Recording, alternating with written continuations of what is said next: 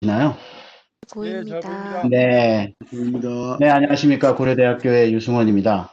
조금 전에 회장님께서 말씀하신 것과 같이, 다른 학교에서, 사실 관리회계 학교에서 연구윤리 교육 발표를 했는데, 그걸 보시고, 다시 또 해달라고 하셔서, 거의 같은 자료를 다시 준비해서 나왔습니다. 9시부터 굉장히 고생하셨을 텐데요. 빠르게 진행하도록 하겠습니다. 이 자료를 준비할 때 이제 가장 제가 많이 참조했던 거는 연구재단에 가시면 웹진에 2018년도에 연구의 정석이라는 웹진이 있습니다. 여기를 가보시면 이제 질의문답이 잘 정리가 되어 있고요. 이 질의문답이 나온 데가 아마 연구윤리 질의응답집이라고 2016년도에 만들어 놓은 응답집에서 나온 것 같습니다. 그리고 일부 내용들은 2018년, 19년 박성환 교수님께서 교육하셨던 내용도 같이 참조해서 준비를 했습니다. 한 18개 정도가 되는 질의문답인데요. 아시는 것도 있으실 거고 모르시는 것도 혹시 있을지 모릅니다. 그래서 한번 준비를 해봤습니다. 표줄 검정과 관련된 몇 가지 이제 이슈들인데요. 유사도 검사를 우리가 하는데 과연 이 유사도 검사 몇 프로가 통과냐 이런 내용입니다. 실제로 이 유사도 검사라는 걸 여러분들 많이 해보셨으니까 아시겠지만 실제 이게 퍼센테이지가 몇 프로라고 해서 그 미만이라고 좋은 거고, 넘으면 안 되는 거, 이런 기준은 사실은 없습니다. 그래서 유사도 검사를 하시는 이유는 여기서도 보이지만, 유사도 검사에서 유사하게 나온 부분들을 여러분들이 체크해 보시고 고치는 역할을 하는 거지, 퍼센테이지를 믿으시면 안 된다, 뭐 이런 내용인 것 같습니다. 그리고 여러분들 잘 알고 계시는 이제 학위 논문을 기초로 해서 학술지에 게재하면 어떻게 되느냐, 이런 내용인데요. 물론 이제 학위 논문을 바탕으로 작성됐다고 밝히시게 되면 표절은 아니다 이렇게 되어 있습니다. 근데 이제 이 뒤에 붙어 있는 말이 조금 이제 문제가 되는데요. 전혀 차별화되지 않고 학위 논문과 완전히 같다 그러면 이거는 약간 문제가 될 수 있지 않느냐라는 그런 토가 달려 있습니다. 이 내용이 이제 뒤에 반복적으로 나오기 시작을 하는데요. 나중에 다시 한번 보도록 하겠습니다. 그리고, 이거는 이제 제가, 저도 이걸 걱정을 했었었는데, 제가 다른 사람의 논문에 인용을 했는데, 그 인용을 한 본인의 글이 표절이 되면 나는 표절이냐, 이런 문제입니다. 뭐 상식적으로 그렇게 되지는 않아야 되는 건데요. 거기에 대한 답변이 여기 이제 보면, 내가 모르고 한 거기 때문에 정직한 실수고, 이 경우는, 표절로는 보지 않는다라고, 답이 되어 있습니다. 그 다음에 이제 공동연구입니다. 세 명이서 이제 공동으로 문제는 세 명이서 공동으로 연구를 했는데 그 결과를 가지고 그 세 명 중에 한 사람이 학위 논문을 제출을 했고요. 그리고 나서 나중에 세 사람이 같이 공동 연구로 또 학술지에 논문을 내는 것. 이건 어떻게 될까? 이런 내용인데요. 아마 인문사회 쪽에서는 이런 일이 많지 않은 것 같은데 아마 공대나 자연계 쪽에서 많이 있었던 모양입니다. 일단 학위 논문 자체는 괜찮은데 학위 논문을 다시 이제 논문으로 출판을 하려면 그러면 이제 세 사람이 같이 합의를 한 상태에서 학위 논문이 기초가 됐다라는 내용을 써야 된다 이런 내용입니다. 그 다음에 이게 이제 조금 아리송한 내용인데요. 연구기관에 소속돼서 다른 연구원들하고 같이 조사 보고서를 썼는데 그 조사 보고서의 90%를 활용을 해서 새로운 책자나 논문을 내게 되면 문제가 되느냐입니다. 몇 가지 이슈가 있는데요. 첫 번째 거는 여기 보시면 아시겠지만 소유권이 연구 결과물에 처음 만들었던 연구 결과물에 소유권이 누구한테 있느냐 대부분 기관에 있을 겁니다. 그래서 기관의 허락이 필요하다가 첫 번째고요. 두 번째 이제 혼자 쓴 게 아니기 때문에 다른 사람들하고의 저자 조정이 필요하답니다. 그리고 이제 이 뒤에 나와 있는 이 토가 문제인데요. 90%가 같다 이렇게 되면 실제로 저자들하고 협의가 끝나고 소유권도 다 협의가 끝났다 하더라도 새로운 게 없기 때문에 조사 보고서와 같은 거다. 이렇게 되면 이거는 표절까지는 아니어도 수정 후 재출판이지 새로운 연구로 볼 수 없다라는 해석이 나와 있습니다. 그래서 내용이 얼마나 새롭냐가 이제 문제가 될 수 있다라는 내용이 있습니다. 비슷한 내용도 여기 또 있습니다. 연구 책임자로 연구과제 보고서를 내고 박사학위 논문을 작성하면 어떻게 되느냐? 똑같은 문제입니다. 일단 연구 보고서에 소유권이 누구냐를 체크를 하셔야 되고요. 그다음에 저자 자격이 내가 진짜 있는 건지 다른 사람이 기여한 부분이 없는 건지도 보셔야 되고요. 그리고 이제 여기 나와 있는 맨 마지막 똑같은 내용입니다. 과제 보고서가 이미 출판이 됐다 그러면 새로운 게 없다면 박사학위 논문으로 인정될 수 있느냐라는 문제가 있다라고 나와 있습니다. 그리고 이제 몇 가지 다른 내용들인데요.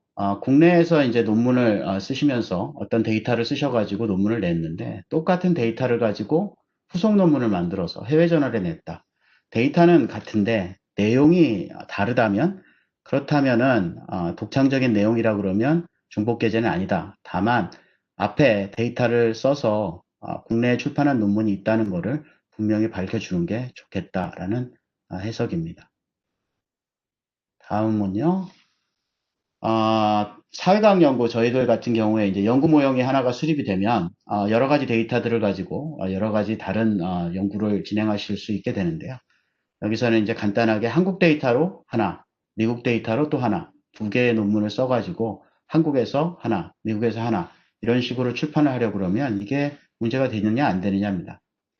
물론 이제 여러분들 상식적으로 생각하시다시피 같은 모형을 썼다고 그래서 논문이 다른 데이터를 썼다면 다른 논문이라고 생각을 하겠지만 여기서는 이제 중요시하는 게 데이터가 다르고 그것과 관련해서 차별될 수 있는 해석이나 결론이 있다면 중복 게재가 아니고요. 두 개가 거의 비슷하다 그러면 그러면 조금 조심하는 게 좋겠다라는 해석을 하고 있습니다. 다음에 이제 저자 표시인데요. 여러분들 이제 뭐 포스터 발표나 논문 발표를 할 때 교신 저자로 되어 있던 분이 나중에 저널에 논문이 나올 때도 반드시 교신 저자나 주저자여야 되느냐 하면 이제 그거는 안 그래도 된다는 내용입니다. 발표 당시에 있었던 교신 저자가 바뀔 수도 있고요. 그거는 그 이후에 논문의 진행의 과정에서 누가 더 공헌하느냐에 따라 저자 표시는 바꿔줄 수가 있다라는 해석이고요. 그리고 이 내용은 굉장히 복잡하게 써있는데 이런 겁니다. 논문을 같이 썼던 사람들이 있는데 그 중에서 일부만 뽑아서 다른 논문을 비슷하게 써서 새로운 사람을 집어넣고 비슷하게 써서 내면 표절이 되는 거냐 안 되는 거냐 압니다. 뭐 일단 기본적으로는 전에 논문을 정확하게 사이트를 해줘야 되는 게 문제고요. 그 다음에 만약에 사이트를 안 해주고 출처 표시 없이 만약에 다른 사람들하고 논문을 썼다 그러면 아무리 많은 사람들이 전 논문과 같이 중복이 됐다 하더라도 이거는 표절이다 라고 판정을 냅니다. 같이 두 개의 논문을 같이 내신 분은 중복게재, 새로 들어오신 분은 표절로 간주된다 이렇게 해석되고 있습니다.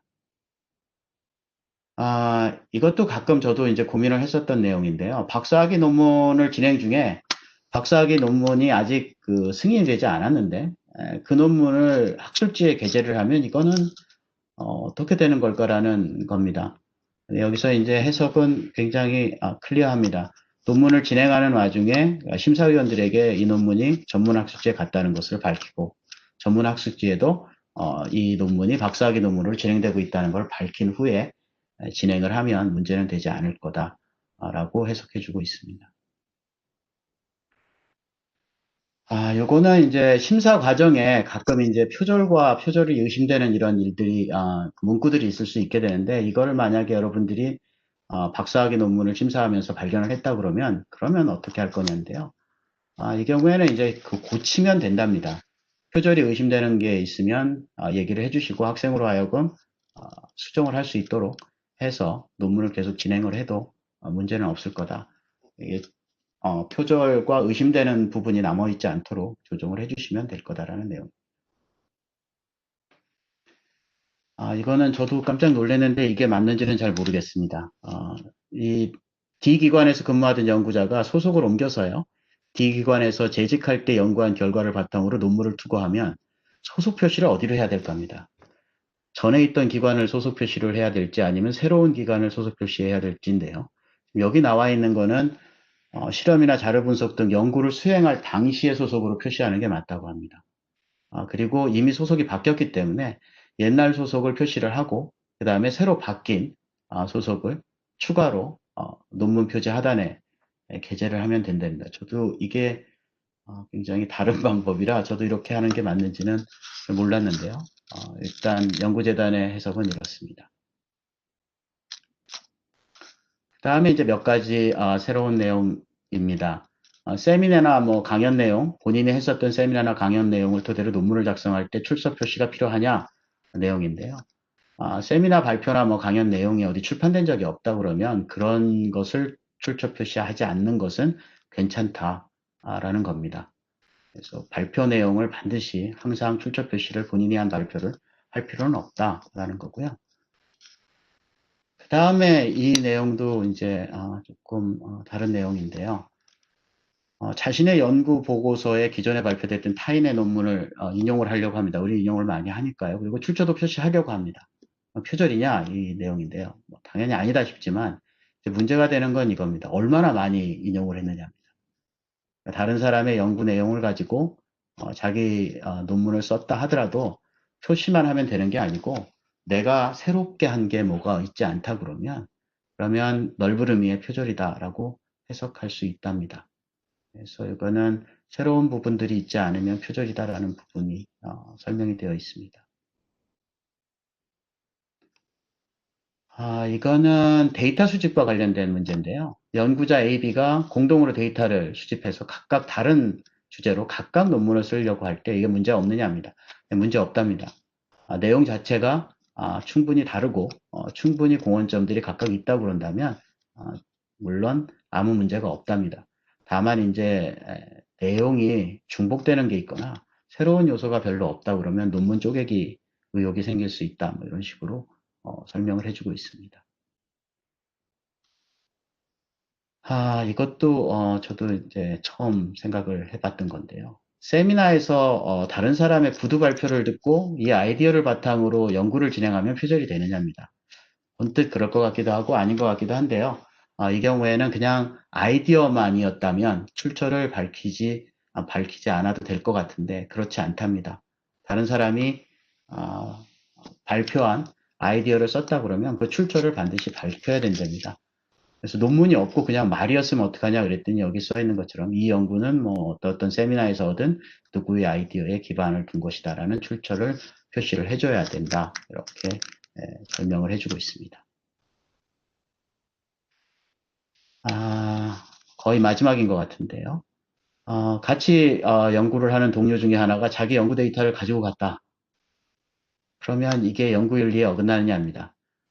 가지고 간 데이터를 사용해서 논문을 쓰거나 연구를 하게 되면 당연히 연구윤리에 어긋난답니다.